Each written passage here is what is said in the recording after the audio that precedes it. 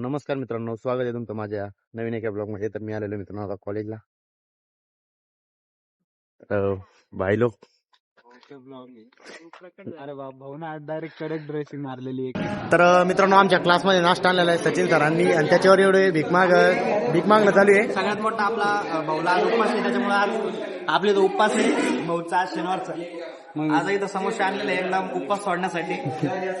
चला बागड्याचा उपवास सुटत नाही वाटतं, त्याच्यावरचे 2 समोसे मी खाणार आहे. तरी तर डीजे समोर वाटायला हे सगळे मागून खात. नाही मी नाही खाऊ शकत, मला उपास आहे, मला माहिती आहे.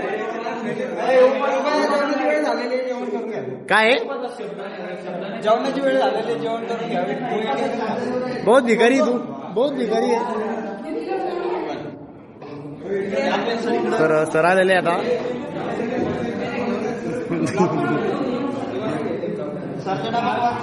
ऋतिक तुला काही वाटतंय का? शब्दावर सरांनी दिला याला महत्व आहे. हा भाऊ आम्ही आता राहिलो तर आता तिथं पंक्ती असते आणि चालू आहे. अरे उपवास आहे मला.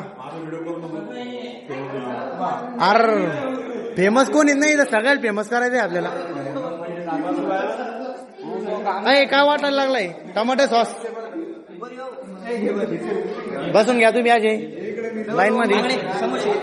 मला नाही घ्यायचे, मला उपास आहे. समोसे घे, मला उपास आहे पण तू घे ना भाऊ, तो मी टाकून द्यावरचे. नाही मला नाही खायचं. माळ घरी करून नाही श्रावण म्हणजे काय, श्रावणच झाला पाहिजे. तू काय काय